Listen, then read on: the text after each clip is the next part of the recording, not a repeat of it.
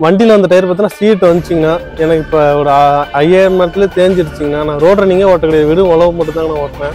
அதனால சீக்கிரம் போயிடுச்சு. பார்த்தோன்னா நார்மல் டயரு கொஞ்சம் பட்டன் கம்மியாக இருந்துன்னு சொல்லி எக்ஸ்ட்ரா பட்டனில் எடுத்து போட்டாங்கன்னா 1000 ரூபா 1500 டிஃப்ரெண்ட் தாங்க. நான் ஷோரூம் பொறுத்துங்க தாங்க, நான் வெறும் 1000 ரூபா 1500 அவ்வளோதாங்க டிஃப்ரெண்ட் ஆகுது. சீட்டு தாங்க எனக்கு இந்த வண்டியில் வந்து எனக்கு சீட்டு தாங்க நான் வந்துச்சு. எனக்கு அரை டயருக்கு மேலே கிரிப்பே கிடைக்கல. இப்போ 9 கலப்பு 5 கலப்புனா உடம்புலாம் கொஞ்சம் ஸ்லிப்பேஜ் இருந்துட்டு.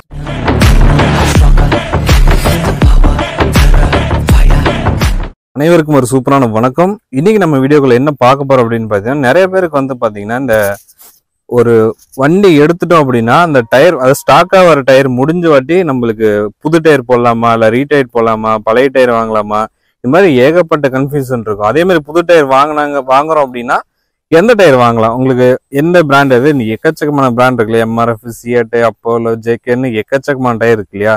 நம்ம ஃபீல்டுக்கு எந்த மாதிரி டயர் வந்து யூஸ்ஃபுல்லா இருக்கும், எப்படி செட் ஆகும் அப்படின்னு சொல்லிட்டு நம்ம இவரோட தரப்புல இருந்து போன வீடியோல கூட மல்ச்சர் வீடியோ பார்த்துருப்பீங்க இல்லையா, இவரோட தரப்புல இருந்து இது எப்படி இருக்குது அப்படின்னு சொல்லிட்டு ஒரு ஜென்ரலா அவரோட தாட்ஸ் என்னவா இருக்கு, இவங்க ஊருக்குள்ள இந்த ஃபீல்டுக்கு எப்படிலாம் அவங்க டயர் வந்து சூஸ் பண்றாங்க. இப்பதான் ரீசெண்டா பாத்தீங்கன்னா டயர் மாத்திருந்தாங்க எப்படின்னு சொல்லிட்டு நம்ம கேட்கலாம். ஒரு ஜென்ரலான ஒரு இதுதான் இது, இவரோட கருத்து தான். இதே மாதிரி உங்களுக்கு ஏதாவது கருத்துக்கள் இருந்துச்சுன்னா கமெண்ட் செக்ஷன்ல வந்து பின் பண்ணலாம். இவர் சொல்றது எப்படி இருக்கு, என்ன மாதிரிலாம் இருக்கு அப்படின்னு சொல்லிட்டு கமெண்ட் செக்ஷன்ல பின் பண்ணலாம்.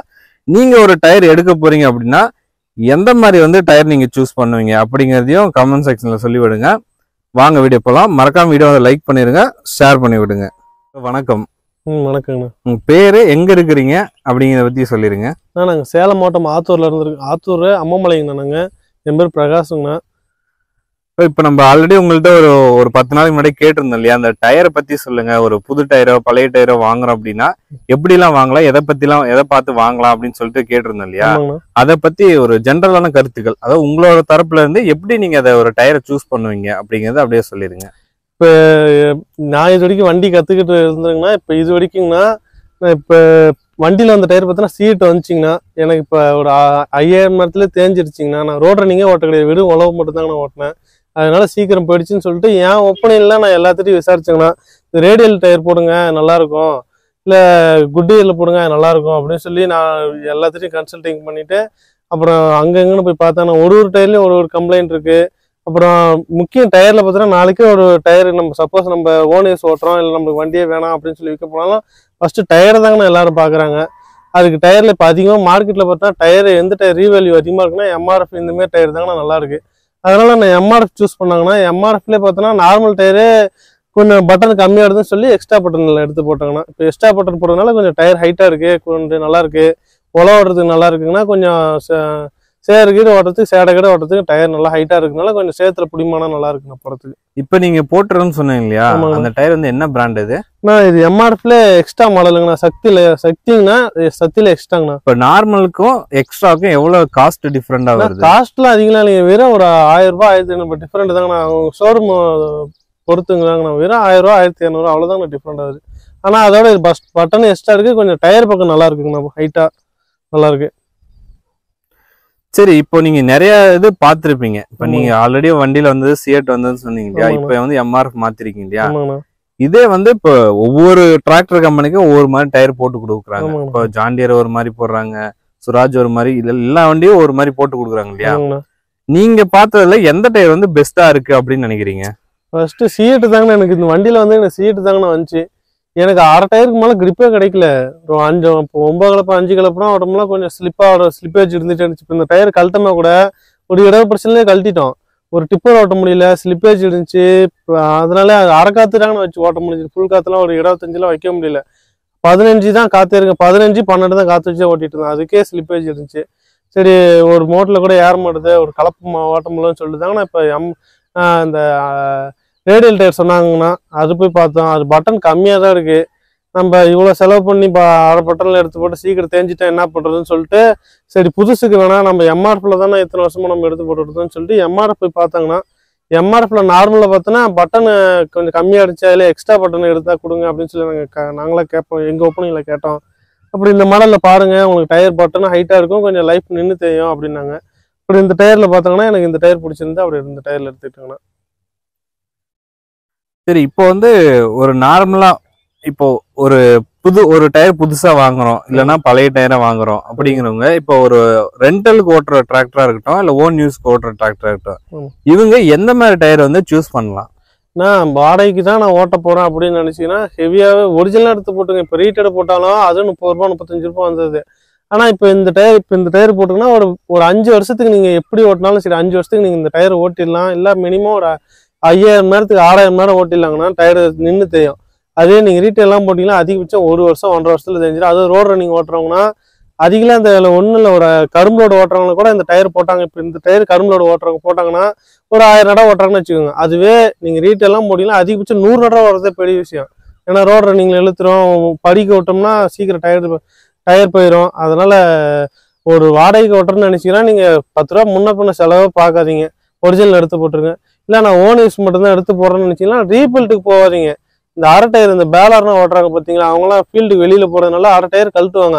அந்த மாதிரி இடத்துல சொல்லி வச்சு எடுத்துக்கலாம். இல்லை அரை டயர் விற்கிறாங்க, ஆஃப் கண்டிஷன்ல டயர்லாம் விற்கிறாங்க ஒரு இடத்துல, நீங்க அந்த மாதிரி பார்த்து எடுத்துக்கோங்க.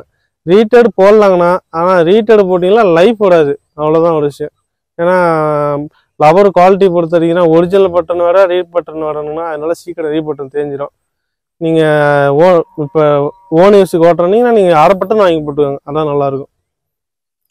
இப்போ அதே மாதிரி இப்போ ஒரு உழவு ரொட்டவேட்டர் இந்த மாதிரி ஃபீல்டுக்குள்ளதான் ஓட்ட போறேன் அப்படிங்கிறவங்க எந்த மாதிரி டயரை சூஸ் பண்ணலாம்? ரோட் ரன்னிங் தான் இப்போ நீங்க சொன்ன மாதிரி கரும்பு லோடு தான் அதிகம் ஓட்டுவேன், டிப்பர் தான் அதிகமா ஓட்டுவேன் அப்படிங்கிறவங்க எந்த மாதிரி டயர் சூஸ் பண்ணலாம்? இப்போ ரோட் ரன்னிங் தான் நான் இப்போ டிப்பர் ஐட்டம் மட்டும் தான் ஓட்ட போறேன்னு சொன்னீங்கன்னா இதுல சக்தி லைஃப்னு ஒரு டயர் இருக்குங்கண்ணா, அது நல்லா எடுத்து பிடிக்கும். ரோட் ரன்னிங்க்கு மைலேஜ் நல்லா வரும், கிரிப்பு நல்லா இருக்கும், டயர் கொஞ்சம் நின்று தெரியும் அந்த டயரு. நீங்க ரோட் ரன்னிங் மட்டும் ஓட்ட போறீங்கன்னா சக்தி லைஃப் பிளஸ் கேட்டு எடுத்துக்கோங்க, அது நல்லா இருக்கும். இப்போ நான் உழவு மட்டும் தான் ஓட்ட போறேன் அப்படின்னா இந்த சக்தி எடுத்துக்கலாம். எம்ஆர் பிளஸ் சக்தி எக்ஸ்ட்ரா எடுத்துக்கோங்க, நல்லா இருக்கும் உழவு ஓட்டுறதுக்கு. ரொட்டரேட்டுக்கு மேக்ஸிமம் டயர்டே தேவையில்லைங்க, ரொட்டரேட்டுக்கு தேஞ்ச டயர் கூட நல்லா இருக்கும். ஆனால் மேக்ஸிமம் நம்ம கலப்பை ஓட்ட போறோம், 5 கலப்பை 9 கலப்பை ஓட்ட போறோம்னா கண்டிப்பா டயர் நல்லா இருந்தால் மட்டும்தான் அந்த பருப்பம் நம்ம நினைக்கிற உழவு அங்கே எடுக்க முடியும். நீங்க வாடகைக்கு தான் ஓட்ட போறேன் அப்படின்னு நினைச்சீங்கன்னா நீங்க எம்ஆர்எஃப்ல இந்த மாதிரி டயர், இதுலேயே இப்போ 14 சைஸ் வந்திருக்குங்கன்னா இப்போ 15 சைஸ்ன்னு இப்போ புதுசாக ஒன்று வந்திருக்குங்கண்ணா. நீங்க பெஸ்ட் இன்னும் வண்டி கொஞ்சம் நல்லா பிடிச்சி ஓட்ட போறேன் அப்படின்னு நினைச்சீங்கன்னா இதுல 15 போட்டுக்கோங்க, இன்னும் சூப்பரா இருக்கும். என்ன மைலேஜ்னா கொஞ்சம் ட்ராப் ஆகும், ஆனா பர்ஃபார்மன்ஸ் நீங்க நினைக்கிற பர்ஃபார்மன்ஸ் எடுத்துடலாம். ஒரு 55 ஹெச்பி என்ன வேலை செய்யுதோ நீங்க அந்த வேலையை நீங்க விட 50 ஹெச்பியில் எடுத்துடலாம். அதனால நீங்க இந்த மாதிரி கேட்டு எடுத்துக்கோங்க, 15 சைஸ் டயர் கேட்டு எடுத்துக்கோங்க. என்ன அதுக்கு இதுக்கு ஒரு 4000 ரூபாய் டிஃபரெண்ட் சொன்னாங்க, அதை பார்த்து எடுத்துக்க வேண்டியது. இப்போ அதே மாதிரி எந்த ஒரு பொருள் எடுத்தாலும் அதோட மெயின்டெனன்ஸ் அப்படிங்கிறது ரொம்ப ரொம்ப முக்கியம். அதை பொறுத்து அதோட லைஃபும் பர்ஃபார்மன்ஸ் எல்லாமே இருக்கு இல்லையா? இப்போ டயர், இப்போ டிராக்டர்னா கிரீஸ் பண்ணணும், ஆயில் பார்க்கணும், இந்த மாதிரி தான் இருக்கும். இப்போ டயர் அப்படிங்கும்போது எந்த மாதிரிலாம் மெயின்டைன் பண்ணுவீங்க, எப்படி மெயின்டைன் பண்ணுவீங்க? மினிமம் இப்போ நாங்கள் காட்டில் உழவு ஓட்டுறோம்னா அதிகம் டயரை பார்க்கறதே இல்லைங்கண்ணா. விஷயம் என்னன்னா காற்று ஏர் இருக்கான்னு பார்க்குறாங்களா, அவ்வளோதான். மேக்ஸிமம் ஒரு டயர் லைஃப் வேணும்னா லைஃப் வரணும் அப்படின்னு நினைச்சீங்கன்னா டயர் அதிகம் நின்று எடுக்கூடாது. ஒரு 10 நாள் 20 நாள் வண்டி நிற்கக்கூடாதுங்கண்ணா, டயர் பட்டன் காஞ்சிரும். நீங்கள் உழவு ஓட்டலாலும் சும்மா ஒரு 10 நிமிஷம் எடுத்து ஒரு 10 நிமிஷம் வண்டி ஓட்டினீங்கன்னாவே அந்த டயர் அந்த காயிடுது, இந்த மூளையெல்லாம் பார்த்தோன்னா வெடுப்பெடுப்பாக காயிடுது, இப்போ அந்த கிராக் மாரி வரும். அந்த மாதிரிலாம் டயர் வரக்கூடாதுன்னு நினச்சிங்கன்னா அப்பப்போ எடுத்து ஓட்டணும். அதெல்லாம் ப்ரெஷர் அப்பப்போ செக்அப் பண்ணுங்கண்ணா. ப்ரெஷர் பார்த்தோன்னா மினிமம் நீங்கள் உழவு மட்டும் ஓட்ட போறீங்கன்னு நினைச்சா 20-25 வைங்க போதும். உழவு ஓட்ட போகிறேன் இல்லை எனக்கு நல்லா பிடிச்சி போகணும், வைப்ரேஷன் இடுப்பு வலி வரக்கூடாது அப்படின்னு நினச்சிங்கன்னா ஒரு 20 வைங்க. 20 18 வச்சா கூட எனக்கு போதும். 18 வச்சு ஓட்டினீங்கன்னா சூப்பர் பர்ஃபார்மன்ஸ் இருக்கும், உடம்பு வலி இருக்காது, வண்டி வைப்ரேஷன் குறையும். நீங்கள் மேக்ஸிமம் டயரு உங்களுக்கு லைஃப் வரணும் அப்படின்னு நினச்சின்னா ஏர் அப்பப்போ செக் பண்ணிக்கோங்க. அதே மாதிரி பார்த்தீங்கன்னா வண்டி ஒரே இடத்துல நிறுத்தி வைக்காதீங்க. வெயிலில் நிறுத்தி வைக்கிற வச்சிங்கன்னா டயர் பட்டன் காஞ்சிரும். நீங்கள் அப்புறம் உழவட்டமா அந்த டயர் காஞ்ச இடத்துலாம் கிழிச்சிக்கிட்டு வரும். அந்த சொடியாக இருக்கிற மாதிரிலாம் அந்த நின்று இருக்கிறதுனால தான் அந்த கம்ப்ளைண்ட் வருது. நீங்கள் டயர் நிறுத்தி வைக்காதீங்க. அப்படியே நிறுத்தி வைக்கிறதுனால டயர் கல் வச்சு தூக்கி நிறுத்திடுங்க, அப்படின்னா தான் டயர் லைஃப் வரும். அதே மாதிரி இன்னொரு முக்கியமான விஷயம், ஒரு டயர் புதுசாக எடுக்கும் அப்படின்னா கம்பெனி சைட்ல இருந்து வாரண்டி இருக்கு சொல்லுவாங்க. இப்போ இந்த ஏதாவது ஃபால்ட் ஆனாலோ வெடிச்சாலோ இந்த மாதிரி ஜென்ரலா அவங்க சொல்ற ஒரு சில கம்ப்ளைண்ட்டுக்கெல்லாம் எந்த ஃபால்ட் வந்துச்சுன்னா வாரண்டியில கிளைம் பண்ணி தரேன் அப்படின்னு வந்து சொல்லுவாங்க இல்லையா? இப்போ என்கிட்ட நிறைய பேர் சொல்லியிருக்காங்க இந்த மாதிரி கம்ப்ளைண்ட் வந்துருச்சு, ஆனா கம்பெனியில பண்ணி தர மாட்டாங்க அப்படிங்கிற மாதிரி ஒரு 2-3 பேர் சொல்லியிருந்தாங்க. பட் அதை பத்தி உங்களோட கருத்து என்ன? அதுக்கு ஒரிஜினலா மாத்தி கொடுப்பாங்களா இல்ல சும்மா சொல்றாங்களா அப்படிங்கிற மாதிரி? அப்படின்னா இல்லைங்கன்னா இப்ப கல் அந்த இடத்துல இருக்குன்னா நமக்கு தெரியும், அந்த இடத்துல கல் இருக்கும் இல்லை அந்த இடத்துல கம்பி இருக்குன்னு நமக்கு தெரியும்.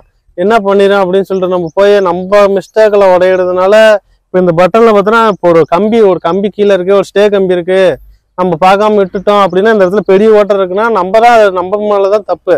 அதே கம்பெனி இப்போ ஓட்டமா இந்த பட்டன் தனியா பிச்சுக்கிட்டு வந்துருச்சு, இல்லை இந்த பட்டன் ப்ராப்ளம், இல்லை பீடிங் எதாவது கிழிச்சிக்கிச்சு, அந்த மாரி எதாவது கம்ப்ளைண்ட்லாம் இருந்தாங்கன்னா கம்பெனியில மாத்திருவாங்க. இல்லை நம்ம ஃபால்ட்ல போயிட்டு இந்த கல்லுல விடுறது, இல்லை வரப்புல ஓட்டும் போது கல்லுல வராசிட்டு ஓட்டுறது, இந்த பீடிங் கிளியிறது, அந்த மாரிலாம் நம்ம மேல ஃபால்ட் வச்சுக்கிட்டு கம்பெனியில போய் கேட்கறதுலாம் இது எப்படிங்கண்ணா? விஷயம் என்னன்னா நம்ம மேல ஃபால்ட்டை வச்சுக்கிட்டே போய் கம்பெனிக்காரங்கள்ட்ட கேட்கக்கூடாது. இல்ல கம்பெனில இருந்து நம்ம எடுத்துட்டு வந்து இந்த பட்டன் ப்ராப்ளம், இந்த பீடிங் கிழிச்சிக்கிச்சு அப்படின்னா மட்டும் கம்பெனில வாரண்டி எடுத்துக்கிறாங்கண்ணா. நம்ம மேல இப்போ எல்லா கட்டுக்கும் உழவட்ட போறாங்கன்னா மாடு காட்டுல கட்டுறாங்க, கம்பி எடுக்கிறது இல்லை, நம்ம பார்க்காத போய் கம்பி குத்திடுது, அந்த கம்பி குத்திருச்சுன்னு சொல்லி புது டயர் கொண்டு போய் கம்பி குத்திருச்சுன்னு சொல்லி கொடுத்தா எப்படி நம்ம வாரண்டியில கிளைம் பண்ணுவாங்க? அது நம்ம மேலதான் ஃபால்ட்டு. அதே மித்தபடி இந்த கட்டை நம்ம உழவட்டும் போது பேந்துக்குச்சு, இல்லை எனக்கு இந்த கட்டை கட்டாயிடுச்சு அப்படின்னா வேணா மாற்றி தருவாங்க. அதுக்குன்னு நம்ம போயிட்டு நம்ம மேல ஃபால்ட்டை வச்சுக்கிட்டு கம்பெனியில போய் கேட்கறதுலாம் இது தப்பான விஷயங்கன்னா, அதுக்கு அவங்களும் மாத்தியும் தர மாட்டாங்கண்ணா. சரி bro, ரொம்ப ரொம்ப நன்றி. அதாவது டயரை பத்தி நிறைய பேருக்கு வந்து ஒரு யூஸ்ஃபுல்லான விஷயம் வந்து சொல்லியிருக்கீங்க.